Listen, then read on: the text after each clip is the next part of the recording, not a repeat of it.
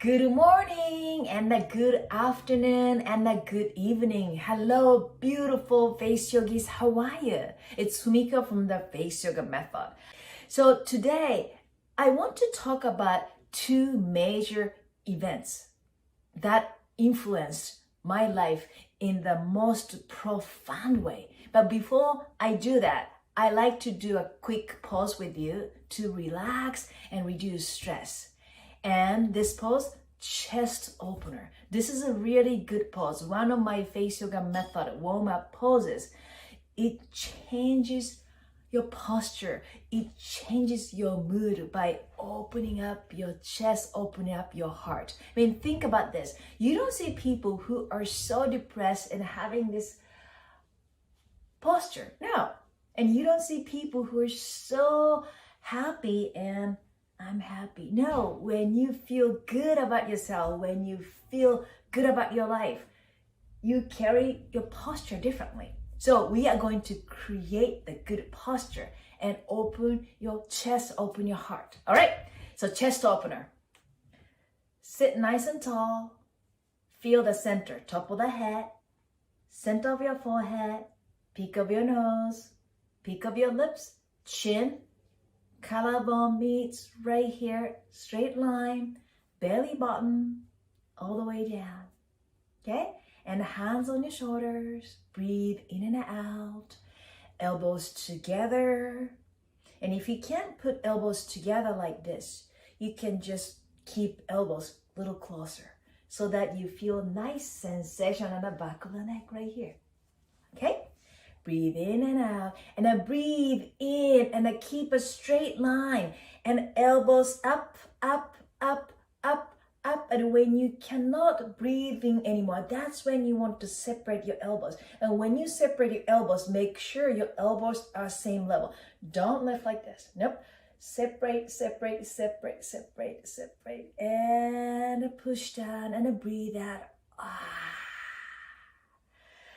Let's do more. Elbows together if you can. Breathe in from your nose. Breathe in. And when you cannot breathe in anymore, separate your elbows and chest open, heart open, and push down your shoulder blades. Oh, feel good. Don't tilt your head. Looking straight, nice and tall. Breathe in, breathe in.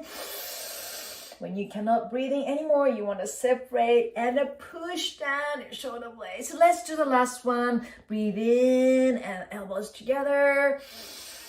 And push down and close your eyes and the palms up and feel the sensation you just created inside. Do you feel your heart is more open? Do you feel you're more relaxed? When you're ready, open your eyes. Okay, the chest opener, how did you like it? Let me know. Did you feel that? Okay, so I want to talk, like I said earlier, my life, two events. They had more. I have more to talk, but today I just want to focus on these two events. Really changed my life in a profound way. And at the beginning, I thought life was ending. The first one, let's start. My car accident. Many of you know if you've been following me for a while, but I got in a car accident when I was vacationing in California. At the time, I was living in Japan and teaching at university. But when I saw the car coming toward us, I was in a passenger seat. Everything was a slow motion. I don't know how many of you had that almost like a near-death experience and you see everything in slow motion. That was how I saw everything like, oh no, the car is coming toward us. Oh no. And then when it was about to hit, I was thinking about who can teach my classes in Japan because I was teaching at the university, right? So I didn't even think about substitute teacher. Like, okay, I have to find somebody to teach for me when I cannot teach, when I go back to Japan. And, oh, what should I tell my parents? And how about insurance? And, oh, how can I get back on the airplane? And all the things. Everything was slow motion. And then when it hit, I was even counting when the car was spinning, like a 1, because it was slow motion, 2, and then 3, and then 3.5, and then stopped, and then everything just back to normal. normal speed. And then start the car. I saw the smoke coming out from the car, and I couldn't breathe. I just could not breathe. And I said to my friend, I could not breathe. And ambulance came, and then I was put on the, what do you call that? The stretcher. I think it's called a stretcher. And the duct tape on my forehead and the shoulder, because they were afraid of me, injured my spine because I couldn't move. I couldn't breathe. And I was told that I was so lucky that I didn't die instantly there in the spot. And because it was such a dramatic event that I was in a shocking state, I didn't react right away. I was like, oh, okay. Oh, that was it. Like, oh, okay, I'm lucky. And then a couple weeks later, I think, when I started feeling and when I started thinking about exactly what happened, I started shaking, and wow, I could have been dead. And I really want to live my life the way I want to live. And I was living the life I thought I wanted to live. But when I was teaching in Japan, mid-30, but there were some little things not satisfied completely. I felt like I could do more. I could be more, but I didn't know how, and I didn't know what, because I thought that was a life I have. And I thought, well, I'm going to probably keep teaching for many years, and then maybe just buy a house in Japan and all that. And I thought, okay, well, if you hit mid-30 or a certain age, that's it. You can't change. That's what I thought. But that wasn't true.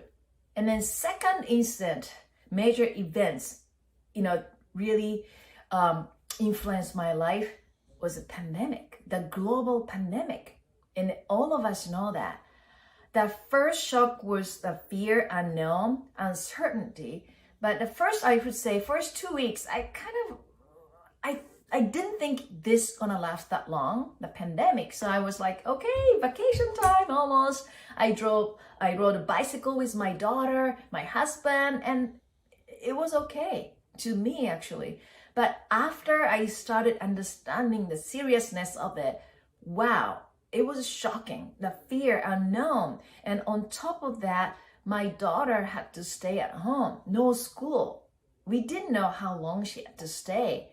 And online schooling, all of a sudden I became not only running a business and a wife, but homeschooling teacher. It was just so hard for me. And my routine changed. I had to change my routine dramatically. And I have a good routine in the morning, but I had to adapt. I had to create new routine. And it was not easy because we didn't know, like everything was unknown. And on top of that, my father had a little health issue, but I could not visit Japan. And I lost my mother-in-law, my husband's mother, beautiful mother-in-law. And it just happened. So many things happened, like all of a sudden during pandemic, and not be able to visit my father and the family in Japan. It was really difficult for me because I'm very close to my parents and my brothers. And now I think we are all getting accustomed to a new normal because we had to create new normal. And we all know that we have to reinvent ourselves and within this new normal. And I can say that educational system and the work situation changed forever.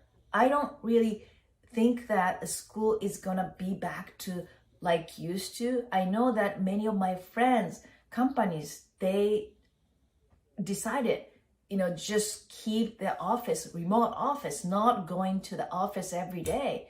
And that is a new normal. We have to adapt that and we have to create a new life. So both times I felt like the world was ending because I just didn't know. And the shocking was so big that I just didn't know how to react, to be honest. For a moment, like, okay, what to do? I don't know.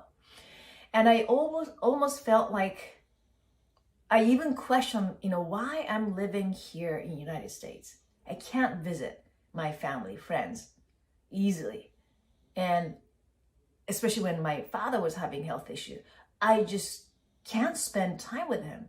Like, why I'm living here? And then everything is online, online schooling. Why I have to stay where I'm at? I question a lot. What's the meaning of my life?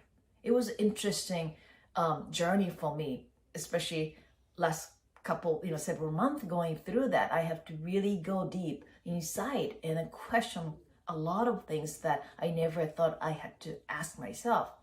But I decided to take these events and make them into my message, because I believe that things happen for reasons, and then it is up to us how to make out of them, how we learn these. And then if we can change the instant, why not create the best out of them? So my mess became my message. And I truly believe that if I didn't get in the accident in my mid-30s, probably I'm still teaching in Japan, even though I had a little doubt in my head, like, well, okay, this is my life. And I tell you that I really enjoy what I'm doing. I can't help myself to talk about face yoga, and I can't help myself study deeper about the physiology, not just the face and the body. I can't help myself to study neuroscience because I'm so interested in learning more, the connection between the mind and the body and all that, right? And I hear from so many people, lots of challenging stories, and then looking for life change or life purpose or career change, or a doubt and a fear, especially during the pandemic, and then what to do. And I like to say, please stop thinking this way. Stop thinking that you can't do anything, but start thinking positively and start thinking what you can do or what you want to do. You might have to go back to the time when you are, let's say, 5 years old, and then the time you were having lots of dreams and a passion and a life you wanted to create. Can you go back and then ask, little you when you're 5 or 6 and say, what kind of life you wanted to have? Can you create that life? When I think back my days when I was 5, 6 years old, I wanted to explore. I wanted to see the world. I wanted to really enjoy. I didn't know exactly, but I really wanted to get out of Japan. That's how I knew, actually. I even told my parents. I just wanted to see. I wanted to be free. So when I started teaching face yoga online, I felt like this is my calling. I love teaching to start with. I love learning more. I love body-mind connection. I love seeing things in a big picture, holistic approach. I love healthy lifestyle. I love meditation. And I can finally put everything I like about, here and there. And then this is what I can say, the face yoga method. This is a message I want to share with the world. And please remember, you are capable, so much more capable than you think. And also, please don't limit yourself. I had a really hard time at the beginning of my face yoga journey, especially when we decided to take this online and doing everything in English, because I'm not a native speaker. I'm not an English, native speaker. And then doing online, it was so scary. I really struggled at the beginning. And I remember the first video I made, only 3 minutes video, I think. It took me 6.5 hours almost.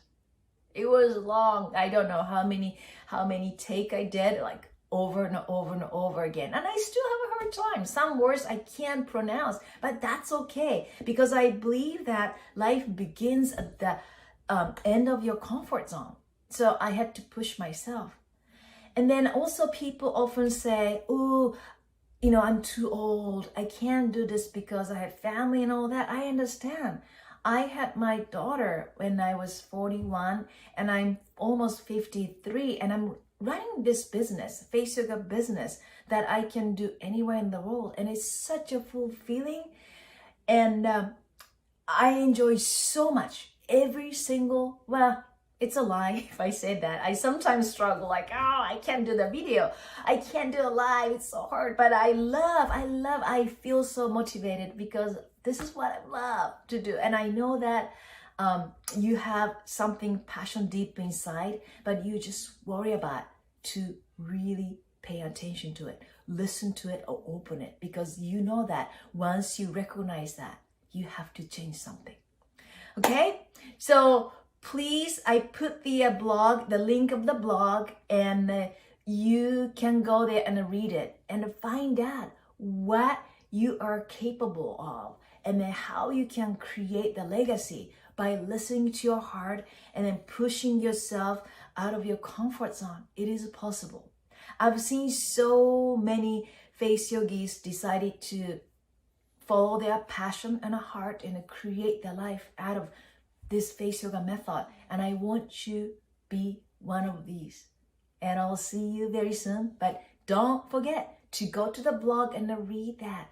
And I want to say thank you so much for watching this one today. And I love you.